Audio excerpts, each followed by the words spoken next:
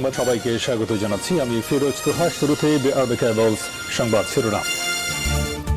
Israel ফিলিস্তিন পুরোদমে যুদ্ধ চলছে, আর এই যুদ্ধের সর্বশেষ আন্তর্জাতিক গুরুত্বপূর্ণ আপডেট সংবাদ জানিয়ে দিব। শুরুতেই শিরোনাম। আলহামদুলিল্লাহ, আল আকসা তুফান ইসরায়েলকে ধ্বংসের পথে বসিয়েছে বলছে ইরান।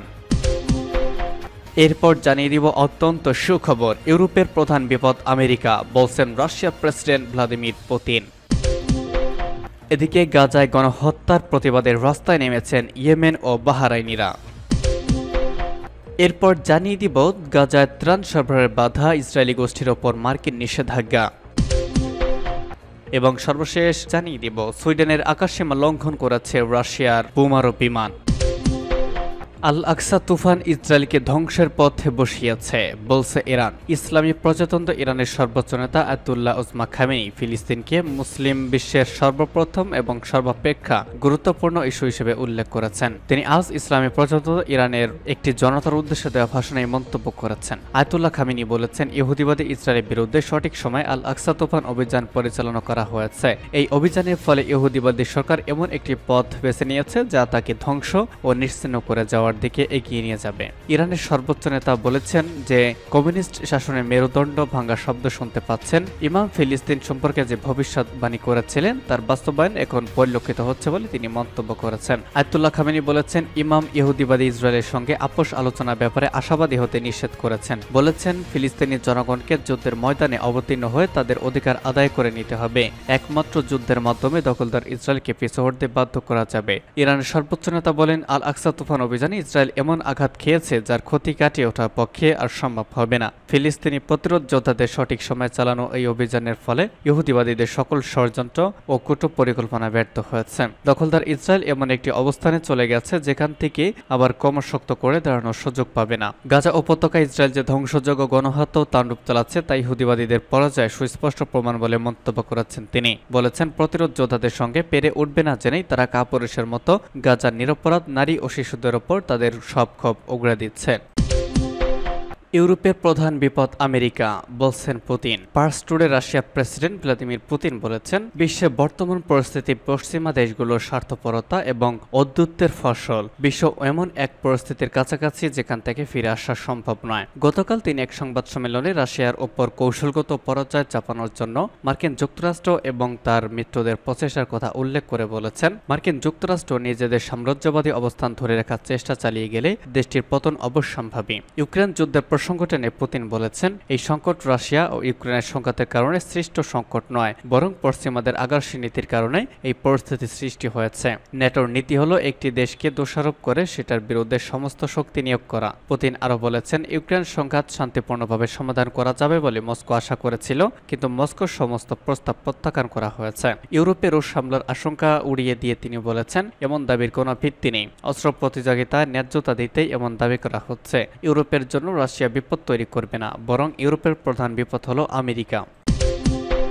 গাজায় গণহত্যার প্রতিবাদে রাস্তায় নেমেছেন ইয়েমেন ও বাহরাইনিরা। ফিলিস্তিনের অবরুদ্ধ গাজা উপত্যকার ওপর ইহুদিবাদী ইসরায়েলের বর্বর আগ্রাসন ও গণহত্যার প্রতিবাদে এবং ফিলিস্তিনি যোদ্ধাদের প্রতি সমর্থন জানানোর জন্য ইয়েমেন ও বাহরাইনের লাখ লাখ মানুষ রাজপথে নেমে বিক্ষোভ মিছিল করেছেন। গতকাল ইয়েমেনের রাজধানী সানা, উত্তর পশ্চিমাঞ্চলীয় শহর সাদা এবং আরও কয়েকটি এলাকার মানুষ গাজাবাসীর সমর্থনে মিছিল করেছেন। এ সময় তারা চলমান এই যুদ্ধে গাজাবাসীর পাশে শক্তভাবে আছেন বলে স্লোগান দেন। বিক্ষোভ মিছিলে অংশ নেওয়া লোকজন গাজা ইহুদিবাদী সেনাদের গণহত্যার কঠোর নিন্দা জানান। এরই মধ্যে গাজায় কমপক্ষে 37,500 ফিলিস্তিনি শহীদ এবং 84,000 বেশি মানুষ আহত হয়েছেন। হতাহতদের বেশিরভাগই নারী ও শিশু। হুতি আনসারুল্লাহ আন্দোলন সমর্থিত সামরিক বাহিনী ইসরায়েল ও তার মিত্রদের বিরুদ্ধে যে হামলা চালাচ্ছে তার প্রতি সমর্থন জানান বিক্ষোভ মিছিলে অংশ নেওয়া লোকজন। এদিকে বাহরাইনের বিরোধী দল আল ওয়েফাক সোসাইটি সামাজিক মাধ্যম এক্স পেজে এক পোস্টে জানিয়েছে, ইসরায়েলের বর্বর গণহত্যার প্রতিবাদে বাহরাইনের লোকজন জুমার নামাজের পর রাস্তা নেমে এসেছেন। তারা মানামার উত্তর পশ্চিমাঞ্চল দিরাজ এলাকায় বিক্ষোভ মিছিল করেছেন। গাজার ত্রাণ সরবরাহে বাধা, ইসরায়েলি গোষ্ঠীর ওপর মার্কিন নিষেধাজ্ঞা। গাজার বেসামরিক নাগরিকদের জন্য পাঠানো প্রাণ রক্ষাকারী মানবিক ত্রাণ সরবরাহে বারবার বাধা দেওয়ার জেরে ইসরায়েলের একটি গোষ্ঠীর ওপর নিষেধাজ্ঞা দিয়েছে মার্কিন যুক্তরাষ্ট্র।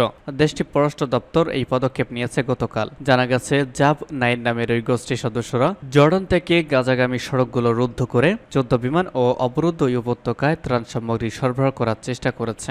মার্কিন পররাষ্ট্র দপ্তরের মতে গোষ্ঠীটি ত্রাণবাহী ট্রাকগুলোর ক্ষতি সাধন করেছে এবং মানবিক সাহায্যগুলো রাস্তায় ফেলে দিয়েছে। পররাষ্ট্র দপ্তরের মুখপাত্র ম্যাথু মিলার বলেছেন, দুর্ভিক্ষের ঝুঁকি এবং গাজার মানবিক সংকট এড়াতে মানবিক সহযোগিতা পাঠানো অত্যন্ত গুরুত্বপূর্ণ। এই নিষেধাজ্ঞা আরোপের আগে ফেব্রুয়ারি মাসে প্রেসিডেন্ট জো বাইডেন একটি নির্বাহী আদেশে স্বাক্ষর করেছেন, যাতে ওইসব উগ্রবাদী ইসরায়েলি বসতিদের ওপর নিষেধাজ্ঞা আরোপ করার অনুমতি দেওয়া হয়েছে। মিলার বলেছেন, 13 মে জাফ 9 গোষ্ঠীর সদস্যরা গাজাগামী দুটি ট্রাক পশ্চিম তীরে লুট করে এবং পুড়িয়ে ফেলে। মিলার একটি বিবৃতিতে বলেছেন, যুক্তরাষ্ট্র ওইসব গোষ্ঠীকে জবাবদিহিতার আওতায় আনবে যারা গাজায় মানবিক সাহায্য সরবরাহে বাধা দিবে এবং ইসরায়েলি সরকারকেও একই পদক্ষেপ নেওয়ার আহ্বান জানান তিনি আরও বলেন, আমরা প্রয়োজনীয় মানবিক সহায়তাকে লক্ষ্য করে অন্তর্ঘাত ও সহিংসতাকে মেনে নিব না।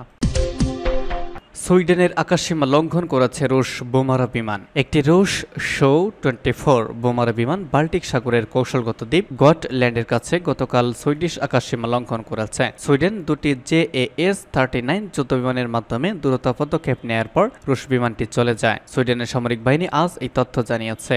স্ক্যান্ডিনেভিয়ান দেশটির নেটোর পূর্ণ সদস্য হওয়ার 3 মাস পর এই ঘটনা ঘটল। 2 শতাব্দীর সামরিক নিরপেক্ষতা বাদ দিয়ে দেশটি সামরিক জোটটির সদস্য হয়। সুইডিশ সশস্ত্র বাহিনী জানিয়েছে, গতকাল বিকালে স্থানীয় সময় একটি রুশ শো-24 যুদ্ধবিমান গটল্যান্ডের দক্ষিণ প্রান্তের পূর্বে সুইডিশ আকাশসীমায় লঙ্ঘন করেছিল। সুইডিশ এয়ার কমব্যাট কমান্ড মৌখিকভাবে রুশ বিমানটিকে সতর্ক করেছিল। তারা আরও জানায়, সতর্ক করার পরেও রুশ বিমানটি যখন তা আমলে নেয় না এবং সরে না যায়, তখন দুটি JAS-39 যুদ্ধবিমানের উড়িয়ে তাকে সুইডিশ আকাশসীমা থেকে বের করা হয়। সামরিক বাহিনী আকাশসীমা লঙ্ঘনে এই ঘটনাকে ছিল সংক্ষিপ্ত লঙ্ঘন বলে বর্ণনা করেছে। এছাড়া সুইডেনের বিমান বাহিনীর প্রধান জোনাস উইকম্যান বলেছেন, রাশিয়ার পদক্ষেপ গ্রহণযোগ্য নয় এবং আমাদের আঞ্চলিক অখণ্ডতার প্রতি শ্রদ্ধার অভাব প্রদর্শন করে। গটল্যান্ড রুশ কালিনিনগ্রাড ছিটমহল থেকে 350 কিলোমিটার কম দূরে অবস্থিত। সুইডিশ সামরিক মতবাদ অনুসারে যারা গটল্যান্ড নিয়ন্ত্রণ করবে তারা বাল্টিক সাগরে বিমান ও নৌ চলাচলকে ব্যাপকভাবে নিয়ন্ত্রণ করতে সক্ষম হবে। সুইডেন 2018 সালে গটল্যান্ডে সেনা মোতায়েন পুনরায় চালু করে। এর আগে কয়েক বছর সাময়িক ব্যয় হ্রাস করার পর 2004 সালে এটি বন্ধ হয়ে গিয়েছিল। অন্যদিকে 2014 সালে রাশিয়ার একতরফা ক্রিমিয়া উপদ্বীপ অধিগ্রহণ সুইডেনকে তার সামরিক বাহিনী আবার শক্তিশালী করতে প্ররোচিত করেছিল।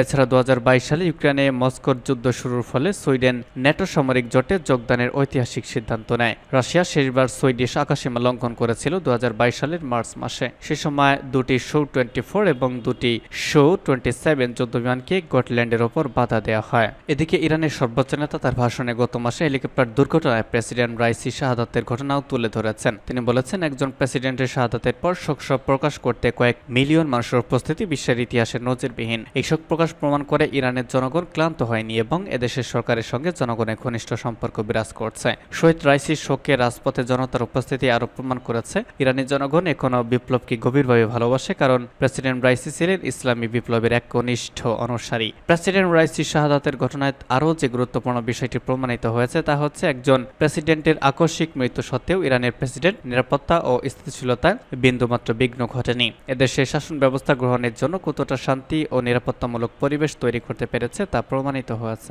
ভাষণের শেষাংশে তিনি আসন্ন প্রেসিডেন্ট নির্বাচনে জনগণকে বিপুলভাবে অংশগ্রহণ করার আহ্বান জানিয়েছেন।